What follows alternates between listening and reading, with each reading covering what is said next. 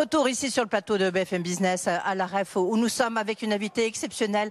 Elle a accepté de répondre à nos questions. C'est Elisabeth Borne, la Première ministre. Bonjour Elisabeth Borne. Merci d'être avec nous. Vous sortez justement d'une intervention avec Christophe Jacubizine, Patrick Martin aussi qui a peut-être tenu un discours un petit peu plus offensif que ce à quoi vous vous attendiez. Et puis évidemment l'intervention d'Emmanuel Macron qui a dit il faut rester unis. L'accueil que vous avez eu, l'accueil des patrons, est-ce qu'il est aussi enthousiaste que celui que vous avez reçu hier à Tourcoing auprès des classes populaires que revendiquait Gérald Darmanin? Alors écoutez, un petit peu moins, non? Un petit peu moins.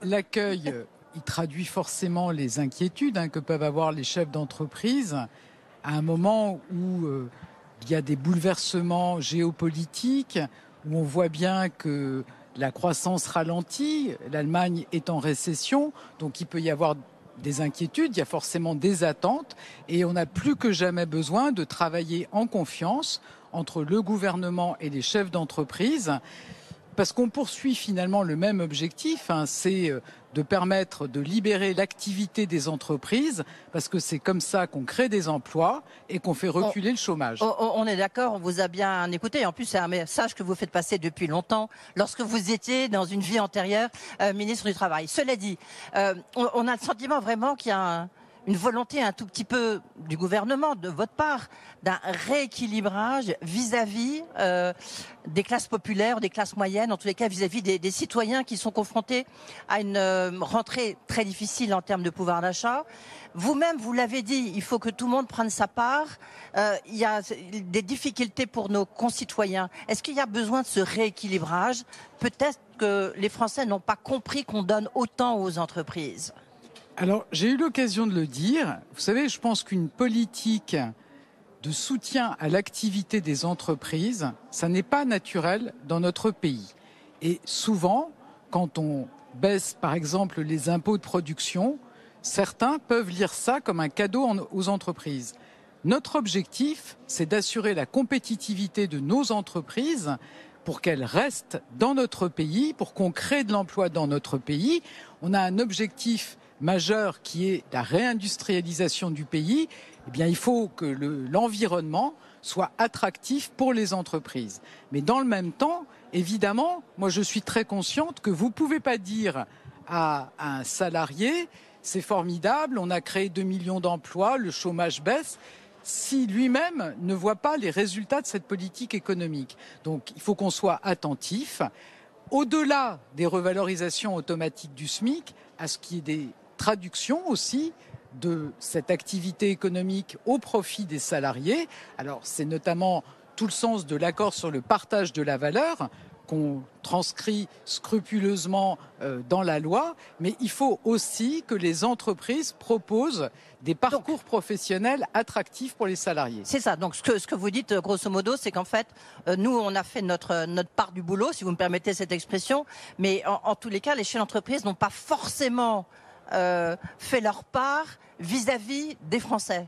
En tous les cas, le ressenti est comme ça, et c'est pour ça qu'on a besoin de ce petit rééquilibrage et peut-être de ce petit signal négatif à leurs yeux que vous leur envoyez sur le décalage de la fin de la CVAE. Vous savez, je pense qu'on a encore beaucoup de temps partiel subi, notamment chez les femmes, qu'on avait beaucoup parlé lors de la crise Covid des métiers de la première et de la deuxième ligne, en saluant ces métiers qui sont indispensables pour notre pays, mais qui sont insuffisamment reconnus, insuffisamment rémunérés.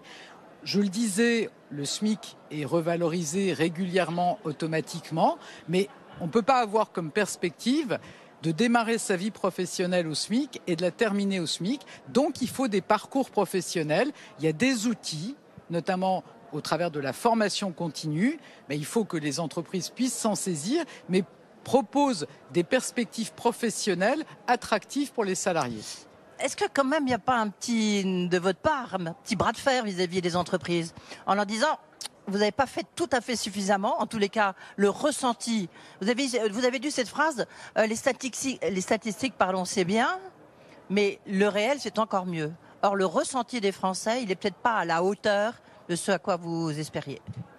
En fait, il y non a beaucoup. C'est pas un bras de fer. On est dans une relation de confiance avec les entreprises. Je pense qu'on leur a donné des preuves de l'intérêt qu'on leur porte, parce que c'est la clé de la création de l'activité dans notre pays. Et donc, on attend des entreprises. En effet, évidemment, ça suppose que les entreprises aient des résultats. On ne distribue pas des résultats qu'on n'a pas. Mais toutes les entreprises qui le peuvent, moi je souhaite qu'elles puissent augmenter les salaires. Et puis je vous dis, c'est augmenter les salaires, mais c'est aussi proposer des parcours professionnels, permettre de progresser au sein des entreprises. C'est ce qu'attendent les salariés. Donc là, vous mettez la pression. Pression sur les salaires, ça veut dire quoi? Vous espérez une hausse de combien? Je ne vais pas quantifier, vous savez, et là encore, on ne va pas parler de statistiques. Je pense que c'est important qu'en effet, face aux inquiétudes des Français avec l'inflation, heureusement le pic de l'inflation est derrière nous et on va continuer à se battre pour faire baisser l'inflation, mais c'est important que les Français aient du pouvoir d'achat et qu'on réponde à cette préoccupation. Juste pour rester un instant sur ce décalage de la CVAE, donc vous avez dit à la fin de votre discours, vous avez dit on ira aussi vite que possible. Donc ça peut être avant 2027 si jamais... Notre engagement, c'est la suppression intégrale d'ici la fin du quinquennat. Et si on peut aller plus vite, évidemment, on accélérera. D'accord, donc si les finances publiques vont mieux... Si la situation économique, macroéconomique le permet, évidemment, notre objectif, c'est vraiment de continuer à soutenir l'activité économique. C'est comme ça qu'on crée des emplois, c'est comme ça qu'on permet à chacun d'avoir un emploi, et c'est comme ça qu'on crée aussi la richesse qu'on peut redistribuer à la fois dans, effectivement, nos politiques d'éducation, de santé, pour la transition écologique. Donc c'est en développant, en soutenant l'activité économique qu'on pourra financer toutes ces politiques. Mais pardonnez-moi, vous avez agité un autre chiffon rouge, c'est la question des réserves de l'UNEDIC. Vous avez dit, là, il va peut-être avoir un trésor de l'UNEDIC, 10-15 milliards, en fonction annuelle, en fonction des réformes qu'on a faites.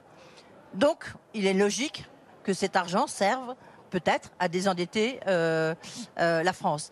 Vous avez entendu la réponse de Patrick Martin en disant il en est hors de question. Ce que je dis, c'est que nous avons mené une réforme de l'assurance chômage qui permet de faire baisser le chômage, qui du coup permet de dégager des excédents à l'UNEDIC, qu'aujourd'hui le chômage a baissé, mais un certain nombre des demandeurs d'emploi sont plus éloignés, doivent être mieux accompagnés, mieux formés, et que je pense qu'il est logique que ces ressources de l'UNEDIC puissent participer à cette politique nationale d'accompagnement et de formation des demandeurs d'emploi. C'est l'intérêt de chacun à un moment où beaucoup d'entreprises nous disent on a des difficultés de recrutement. Mais si on veut trouver des salariés pour répondre aux besoins des entreprises, il faut former, il faut accompagner. Et je pense qu'en effet, une partie des excédents de l'UNEDIC peut être mobilisée à cet effet. Mais l'UNEDIC, c'est un organisme paritaire, non? Normalement, l'État, ça ne relève pas de l'État. Non, mais vous savez, il y a des contributions, à la fois les cotisations employeurs, il y a aussi de la CSG, de la TVA, donc il y a un certain nombre d'impôts nationaux, et donc voilà, cette richesse collective, je pense vraiment que c'est un investissement qui vaut la peine que cet argent puisse permettre de mieux former, de mieux accompagner les demandeurs d'emploi. Visiblement, c'est très clair dans votre tête, c'est acté.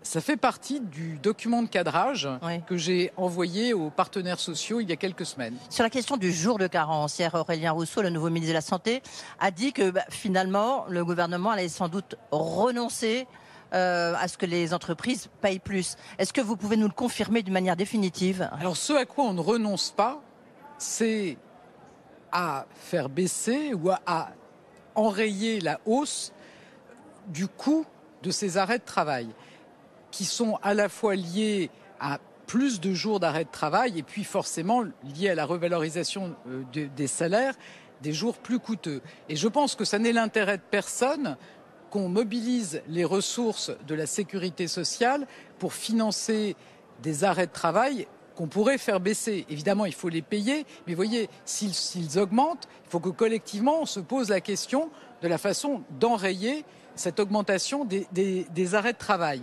Et c'est pas une décision qui va tomber verticalement sur les entreprises. Je souhaite qu'on puisse avoir une concertation avec les médecins, avec l'assurance maladie, avec les employeurs, avec les salariés, pour trouver ensemble les bonnes responsabilisations pour limiter les dépenses d'assurance maladie. Donc, vous ne fermez pas complètement la porte sur la question du jour de carence. On est d'accord, Elisabeth Borne? Je dis que nous n'allons pas décider unilatéralement, que nous allons chercher ensemble la meilleure voie pour lutter contre cette augmentation des arrêts de travail. Est-ce que vous attendez une rentrée un peu difficile, climat social compliqué? On voit que le pouvoir d'achat, c'est quand même la préoccupation des Français. L'inflation alimentaire est toujours là, 13,6%. Le prix des carburants est reparti en flèche. Est-ce que pour vous, c'est votre première préoccupation? Alors, la première préoccupation des Français, c'est le pouvoir d'achat. Donc, forcément, je la partage.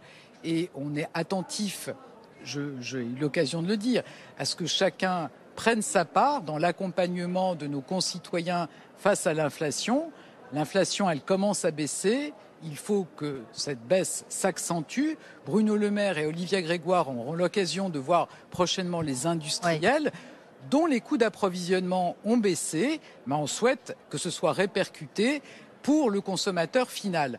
Et chacun doit prendre sa part pour donner du pouvoir d'achat aux Français. C'est ce qu'ils attendent dans cette rentrée. Oui. Est-ce que l'État pourrait remettre au pot d'une manière ou d'une autre, que ce soit un chèque, un bouclier, ce que vous voulez, pour aider les Français? Ou c'est terminé cette période-là du quoi qu'il en coûte? On sait, c'est derrière nous. Et la Alors, situation je confirme que le quoi qu'il en coûte, c'est derrière nous. Mais sur les chèques à l'énergie, sur le bouclier tarifaire, sur les prix d'électricité, est-ce qu'il est possible que l'État... Vous savez, c'est beaucoup d'argent. Quand on emploie cet argent pour notamment ces boucliers énergétiques, cet argent, il n'est pas là pour autre chose, notamment pour préparer l'avenir. Donc, heureusement, les prix de l'électricité vont se stabiliser et on doit pouvoir sortir de ces dispositifs exceptionnels qui ont été mis en place à un moment où on avait une très forte flambée des prix. Je rappelle qu'aujourd'hui, on prend encore en charge, l'État prend en charge 40% de la facture d'électricité des ménages. Oui, justement, jusqu'à fin 2024, peut-être en 2025 ou pas? On va regarder, on fait des ajustements, mais l'objectif, c'est de sortir de dispositifs exceptionnels qui ont été mis en place au moment où on avait une flambée des prix de l'énergie pour pouvoir revenir dans une situation normale et permettre à la fois de consacrer cet argent, de libérer au maximum des financements pour préparer l'avenir, de la transition écologique, l'école, la santé, et puis aussi de respecter nos objectifs sur nos finances publiques, de baisse des déficits publics et de baisse de notre dette. Et c'est l'intérêt de tout le monde. Vous savez, si on n'est pas vigilant sur ces sujets, alors les taux d'intérêt augmenteront et ce sera au détriment de chacun. Juste une question là-dessus avant de revenir sur la question des taux d'intérêt. Est-ce que vous diriez, comme Gérald Darmanin, votre grand ami depuis hier soir, est-ce que vous diriez que la marmite sociale boue? Je ne sais pas si la marmite sociale boue. Je pense qu'il y a beaucoup d'attentes. Les Français sont aussi conscients qu'ils ont été très fortement accompagnés, mais il faut aussi qu'on entende leurs préoccupations sur le pouvoir d'achat, leur préoccupation d'avoir des services publics de qualité, leur préoccupation de pouvoir vivre dans la sécurité et la tranquillité. Et c'est ce à quoi, du matin au soir, travaille mon gouvernement. Vous ne voyez plus la différence. C'est ça. Emmanuel Macron, président de la République, vous-même, Elisabeth Borne, vous avez dit qu'il l'objectif, c'est le plein emploi. Il y a même une loi travail qui porte ce nom-là. Comment faire pour atteindre les 5% alors qu'on sent bien qu'il y a un palier à 7%? On n'arrive pas à descendre en dessous. Est-ce que ça veut dire que vous allez refaire une réforme de l'assurance chômage? Et qu'est-ce que vous pouvez faire de plus? Alors, d'une part, il y a des règles de l'assurance chômage qui s'appliquent jusqu'à la fin de l'année. Oui. Moi, j'ai adressé un document de cadrage aux partenaires sociaux il y a quelques semaines. Il leur appartient, d'ici le mois de novembre, de nous proposer des règles pour cette assurance chômage à partir du 1er janvier 2024. Évidemment, notre objectif, c'est qu'on garde les fondamentaux, c'est-à-dire qu'on s'assure à la fois que la reprise de l'activité est incitative et que par ailleurs, on incite aussi les entreprises à proposer des emplois de qualité ou en tout cas qu'on pénalise celles qui ont des emplois trop précaires. Donc ça, c'est le cadre sur les règles de l'assurance chômage. Dans le même temps, vous l'avez dit, on débattra d'ici la fin du mois du projet de loi plein emploi avec la création de France Travail. France Travail, l'objectif, c'est d'unir nos forces entre les régions, les départements, Pôle emploi, pour accompagner au mieux les demandeurs d'emploi, notamment ceux qui sont le plus éloignés de l'emploi, les bénéficiaires du RSA. Elisabeth Borne, j'ai encore 2 questions. D'abord une question, alors ça va être assez rapide forcément, mais est-ce que vous êtes quand même un peu inquiète sur la conjoncture économique? J'ai commencé mon interview par cette question, mais on voit bien qu'il y a la question des taux d'intérêt, ça peut briser une croissance. Les banquiers centraux, ils ont décidé qu'ils allaient maintenir leur objectif d'inflation plus basse, donc maintenir la pression sur les taux d'intérêt. Est-ce que ça vous inquiète? On est vigilant parce que, comme vous l'avez dit, cette hausse des taux d'intérêt, elle a forcément un impact sur l'activité économique. C'est ce qui fait que l'Allemagne est aujourd'hui en récession. Je pense qu'on peut se réjouir de voir que notre pays a encore en 2023 une croissance de 1% et on continuera à tout faire pour maintenir une bonne croissance en France. Sur la transition verte, évidemment, on n'a pas le temps d'en parler beaucoup. Juste, comment comptez-vous la financer, cette transition? Comment les entreprises vont-elles la financer, cette transition verte, cette industrie verte que le président de la République a appelée de ses voeux? Alors vous savez qu'on a déjà France 2030, qui c'est 54 milliards d'euros, dont une partie importante des financements sont précisément fléchés sur la transition écologique, près de 6 milliards d'euros par exemple pour accompagner la décarbonation de l'industrie. Et puis le budget qui sera présenté prochainement pour 2024 prévoira une augmentation importante des moyens consacrés à la rénovation énergétique, par exemple des logements. On va passer de 2,4 à 4 milliards d'euros l'an prochain. C'est à la fois un meilleur confort pour les habitants, c'est aussi de ça y aurait encore beaucoup à dire là-dessus. Économique pour le secteur du bâtiment. Juste, vous avez une date pour le début des travaux de l'EPR de Penly, là, de nucléaire? Alors je pense que le permis de construire devrait être donné l'an prochain. L'an prochain, c'est dur. Merci beaucoup Elisabeth Borne d'avoir répondu à nos questions. On aurait pu continuer évidemment pour parler justement de la question du logement, mais je sais que vous avez un emploi du temps très chargé. Merci d'avoir fait un détour par les studios de BFM Business. Merci. Journée spéciale, la REF, en direct de l'hippodrome Paris-Longchamp.